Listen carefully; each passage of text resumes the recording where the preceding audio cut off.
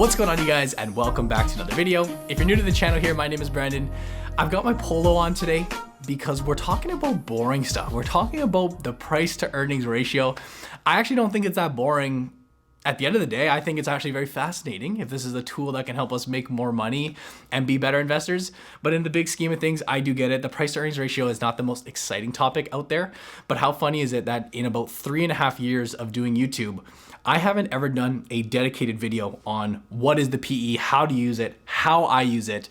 I reference it in all types of videos, but today we're gonna be going through basically a full breakdown. Now, before we do get into today's video, I do just want to take a moment and give a shout out to actually one of my close friends. So someone I grew up with playing basketball. He's here locally. He's a good buddy of mine. They're actually doing like a 3D printer type business. I'll actually put some stuff on the screen if you're interested in it, but they print out all kinds of things. And they printed me out this little, like literal 3D printing. I was watching him do it. He has actually 3 of them going in his house, and you can print basically anything you want. But here's a little one that he did for me, which is just a keychain of, you know, our logo. He also made this other one, which I don't really know what he was thinking, but we called it an Illuminati pyramid. It's got kind of like our little BBI thing on there. I don't know what I'm gonna do with this. Nevertheless, if you are in the market for like keychains or like logo designs, he can do anything custom, and it's very cool to be 3D printed. Super affordable as well. And again, he is a good buddy of mine, and it's kind of cool to see people like this doing it. It's him and his girlfriend. So I will link that down below, but let's dive on into the video today. And I want to start off by saying something very important.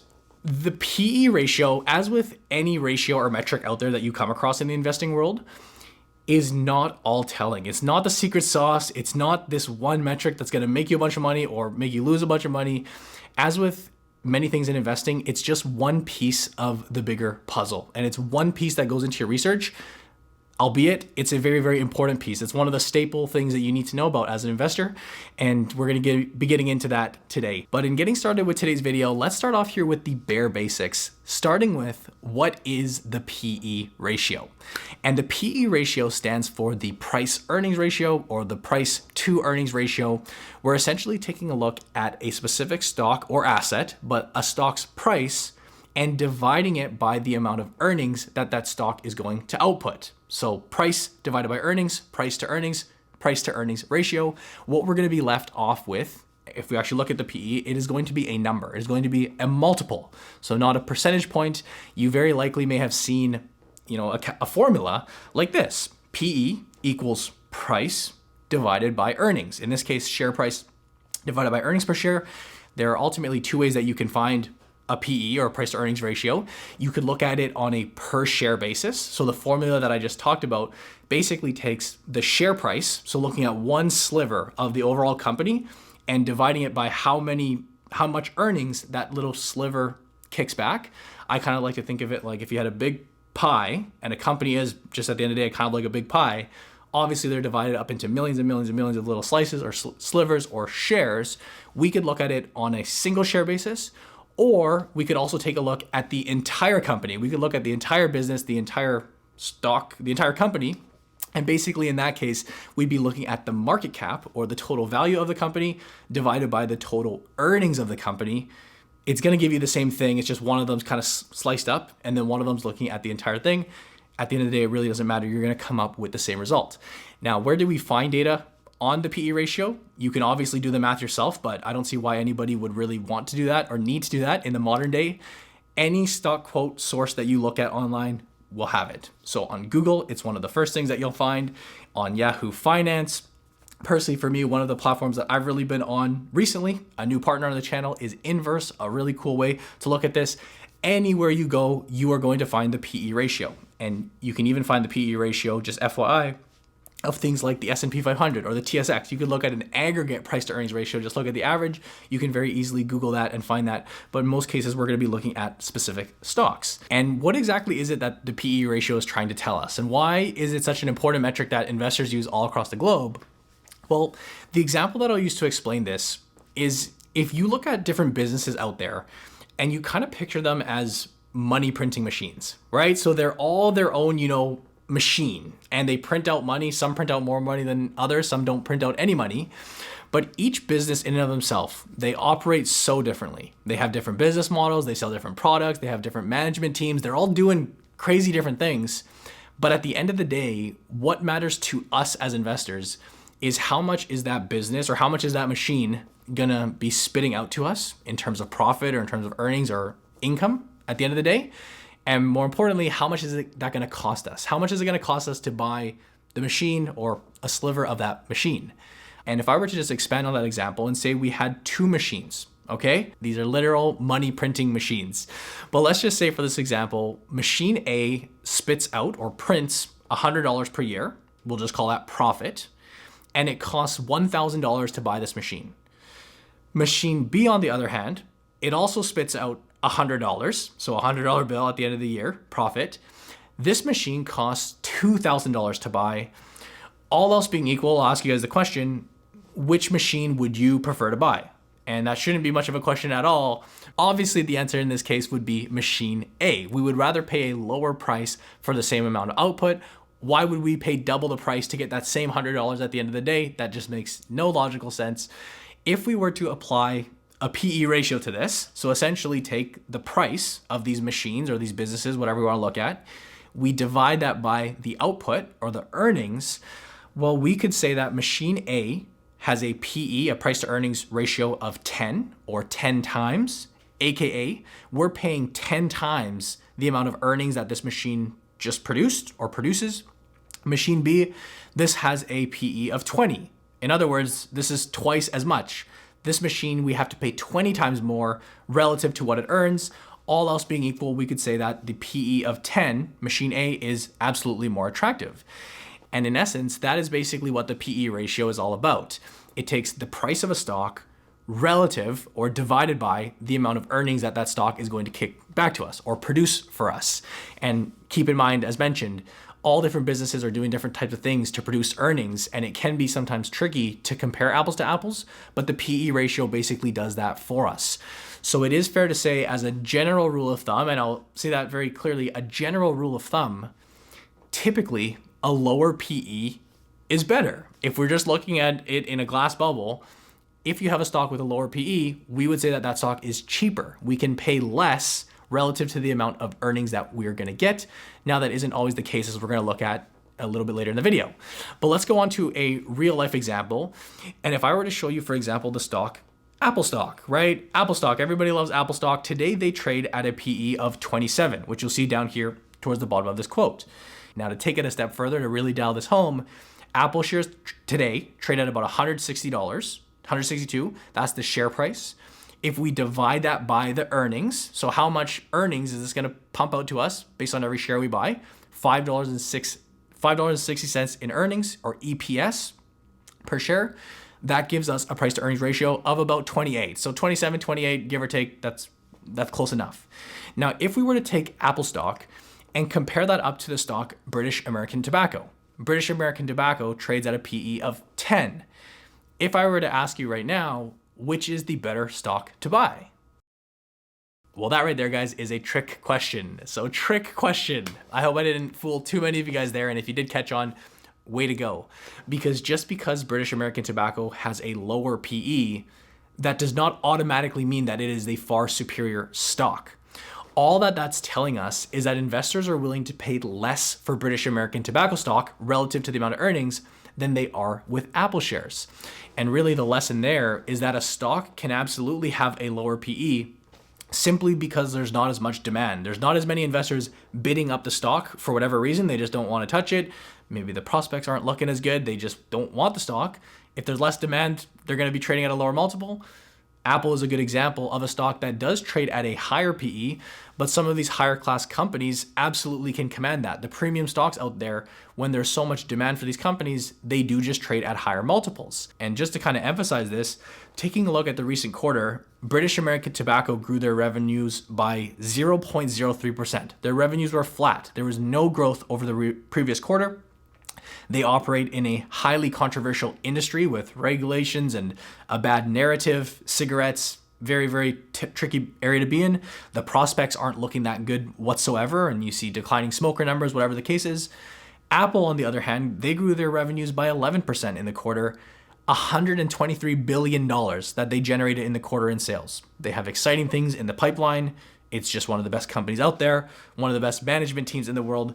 Investors are willing to pay more for a high-class company like Apple rather than BTI. So you can't be fooled by just the PE alone. Now, on top of that, just to add on a couple of notes, if you come across a stock with a high PE, that doesn't inherently mean that it is a bad thing. In fact, it could, in some cases, be a good thing.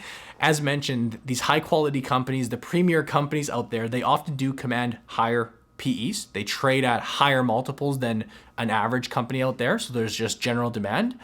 On top of that, you'll definitely come across a lot of growth stocks that do trade at higher multiples. And really the reason behind that is that, think to a company like Amazon or think to a company like Tesla, which are two really good examples over history and even in the current day that trade at high prices relative to the amount of earnings they have. But because the growth prospects are so good and these companies are expected to expand and grow so much in the future, you're essentially paying a very high price for the stock today relative to the earnings, because in many cases, these companies aren't really making much earnings, or if it is, it's a small amount, but you're essentially paying for that future growth, right? The share price is kind of factoring that in, that over the next 10 years, yeah, maybe their earnings are small today, but if they're growing it at such and such a rate, well, over the next 10 years, each time the earnings per share bumps up, assuming the share price doesn't get way ahead of itself, that price to earnings ratio will come down. So very common that when you see a high PE stock, often you'll see this in the tech sector primarily, all this is telling us is that investors are actually paying for future growth. So it could be a stock that has a very, very good growth potential. That said, you also don't want the stock to get too far ahead of itself, but a high PE isn't inherently a bad thing. A low PE, on the other hand, is kind of the exact opposite. When you do come across a stock with a very, very low PE, it can signify value. It can signify that this stock is very, very cheap relative to earnings. Again, there could be a very, very big reason why. But I think to a couple of good examples over the past, trying to think of one now, I can't really think of any off top of head, but I will pop up some examples on the page for you guys right now. But there are absolutely cases where a stock's share price may dive. There may be a big reason that the stock sold off, maybe some bad PR, maybe some bad news, something that's basically, tanked the share price so that shares are getting cheaper. But if the underlying business hasn't really changed and they're still earning an exceptional amount or even a steady amount, well, that lower PE may absolutely be an opportunity saying, hey, we can go buy these same earnings or buy these same output for a much cheaper price. But again, you don't want to be fooled because it's very easy to go into, let's say, a value trap and find yourself in a case like that. One quick note to add that I probably should have added at the top of this video, but in case you weren't entirely clear, when you are looking at PE ratios on a website or whatever source you're using, very commonly you will see two different PEs. You'll see a trailing PE and you'll see a forward PE. And this goes for really any metric out there. But when we're talking about a trailing PE, that's essentially looking backwards. So that's looking at trailing data. You look back over the past year or 12 months, it takes the share price and uses that data. A forward PE is very simply projecting out. So estimates of what the company's gonna be earning over the coming year or the coming 12 months, it would basically be a forward PE, what we can expect the stock to essentially be valued at if we want to look at it that way, or their price to earnings ratio going forward. But let's move on here to finish off the video talking about best practices when using the PE ratio and how I personally like to use it as part of my research practice. The first thing that I think is really important is that when you are using the PE ratio, it can be very, very powerful when you are comparing similar types of companies. So peers, companies from the same industry. I think to an example, actually recently, like I might have mentioned it in a couple of my other videos, but over the past number of months, one of the stocks that I've personally been adding to, it's been a really nice performer, is the company Rogers. Rogers Communications, one of the big telecom players here in the Canadian market. Well, using the PE ratio when comparing up against the three big telecoms is a very, very clear way, in my opinion, of kind of assessing which one may be looking at a more attractive value. Because again, you cannot compare all companies' PEs because they're in such different environments and such different industries, right? You compare a tech PE to a consumer staples PE, in almost all cases, you're going to be paying more. So it's not a good comparison. But if you're able to find three companies that in general are pretty similar, three great companies, Bell, TELUS, Rogers, I like all of them. In fact, it's funny, I I, as a consumer and an investor, would prefer to own Bell. I'd prefer to own TELUS as the companies in and of themselves. Rogers not a bad company at the end of the day, but based on the metrics that I was looking back over the past 6 months or so, Rogers looked the most attractive. And I still think that they do when looking up at even other metrics. Nevertheless, that's a very good way to use it. Even if you're just looking at something like the Canadian banks, another very clear example where these companies do kind of operate in a similar fashion, and it's very easy to compare against peers or a similar industry and identify which stock may be the most attractive at the given point. Number 2 is when you're looking at a company, take the PE and actually look it back upon itself. So looking back at historical data for a specific company. And depending on what sources you use, there's a variety of them out there, but you can often look back and see, let's say a company's 5-year PE or their 10-year PE. And maybe historically they've traded at, a 20 PE. And for whatever reason this year, their PE has significantly dropped down. The share price has come down, but the earnings are still quite good. I actually think the example that I gave about this was Google. So Google was a stock that I've again been buying, and a stock that I forget the exact video that I'll link it up for you guys at the top, but I was looking at their numbers and they were trading at a forward PE lower than they have in the past 5 years. Well, that's a good way of saying company specific. How have they done in the past and what are they currently at now? Again, another very, very valuable way to use it. A third way that you can use it, but not that I would really use it all that often, is you can absolutely compare it up to the index. Like basically taking a look at take the PE of a specific company and compare that to the S&P, to the TSX, see if they're cheaper than the average, more expensive than the average. You could do that also against an industry. So the first one was actually comparing against industry components. So like 3 telecoms. Well, you could basically take the PE of a stock and relative to that industry's average PE. Again, your various sources may allow you to do that, or you can often just find this stuff on Google, to be honest. If you just Google certain things like whatever you're looking for, you'll probably end up using various sources, but you can find it out there. You can find it all for free, but if you do use a paid platform, well, you absolutely can do that too.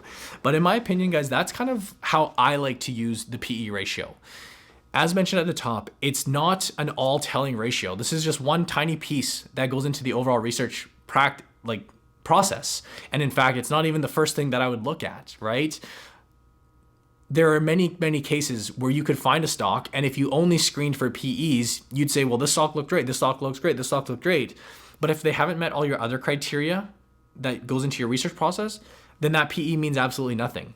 You could even have a really good stock, like a company that's, for 10, 20 years, been a great, great company, and let's assume management is going to do something very, very stupid. Like let's assume a new CEO takes over and he's a nut job and he's just going to drive the company to the ground. You could look at the PE and say, well, this stock looks cheap right now and this is an attractive PE, but that's independent of kind of other things, if that makes sense. Like the direction of the company, they could literally be about to drive a company to the ground, but the PE ratio wouldn't tell you that. The PE ratio would just say, well, the share price today, based on how much earnings this company is basically putting out. So again, just use this metric very carefully, but it is still a very, very important metric to understand. And hopefully in this video, I've helped you guys understand it a little bit better. At least maybe you've heard about it and used it, but maybe hopefully this gave you a little more clarity. If it did, you can feel free to drop a big thumbs up on the video. That helps the channel so much. If you're not already subscribed, subscribe for more content like this. Again, if you're looking to learn more, we teach all this stuff in our Investing Academy. It's that first link down below. This would be more of a beginner training course type of thing, but we have beginner, intermediate program. You can learn all about that down below. But I would also like to hear from you guys. Do you use the PE metric on every stock that you look at? Is something that you always will look for? Do not hesitate to leave a comment down below if you do use this metric personally. But I will wrap up the video there, guys. Hope you guys enjoyed. I thank you for watching, and I'll see you in the next video.